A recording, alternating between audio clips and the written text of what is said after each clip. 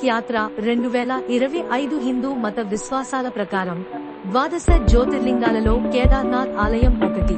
కేదార్నాథ్ సముద్ర మట్టానికి 3583 అడుగులో ఎత్తులో మందాకిని నది పక్కన ఉంది. ప్రపంచంలోని శివుడి ప్రత్యేకమైన ఆలయాల్లో ఇది కూడా ఒకటి. శివయ్య భక్తులకు అత్యంత ఇష్టమైన ప్రదేశాల్లో ఇదొకటి. భారత హిమాలయాల్లోని కేదారీనాథ్, బద్రీనాథ్, గంగోత్రి, యమునోత్రిని చార్ధామ్ యాత్ర అంటారు. చరిత్రను పరిశీలిస్తే సుమారు 1200 సంవత్సరాల క్రితం చార్ధామ్ యాత్రకు శ్రీకారం చుట్టారు. అప్పటి నుంచి ప్రతి ఏటా ఈ తీర్థయాత్ర సంప్రదాయం నిరాటంకంగా కొనసాగుతోంది. ఈ యాత్రకు ప్రపంచ నలుమూలల నుంచి వచ్చే యాత్రికులు ఏప్రిల్ నుంచి మే నెలల్లో తెరిచి ఉంచే ఈ 4 పుణ్యక్షేత్రాలను దర్శించుకుంటారు. దీపావళి తర్వాత చలికాలంలో ఎముకలు కొరికే చలి, విపరీతమైన మంచు కారణంగా ఈ ఆలయ తలుపులను మూసేస్తారు. దీంతో నిత్యం ఇక్కడికి వెళ్లేందుకు వీలుండదు. శీతాకాలం ప్రారంభంలో వాతావరణ పరిస్థితులను బట్టి ఈ దేవాలయానికి వెళ్లే దారులను సైతం మూసివేస్తారు. అయితే కేదార్నాథుడి విగ్రహాలను ఓంకారేశ్వర్ ఆలయానికి తరలించి ప్రత్యేక పూజలు చేస్తారు. ఈ నేపథ్యంలో ఈ ఏడాది కేదార్నాథ్ ఆలయం ఎప్పుడు తెరుస్తారు? ఈ యాత్ర ఎప్పుడు ప్రారంభం కానుంది?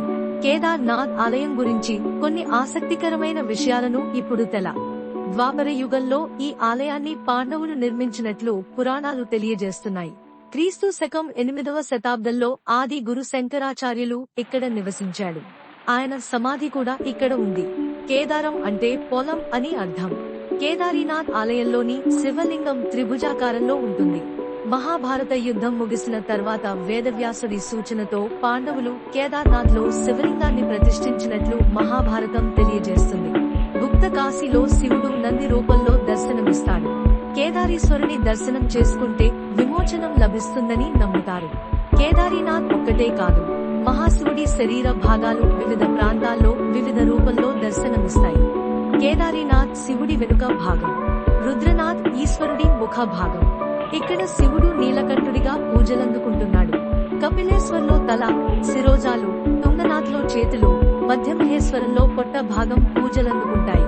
ఉత్తరాఖండ్లోని చొరాబరి హిమాలయ పర్వత సానువుల్లో కేదారేశ్వరుడు కొలువున్నాడు.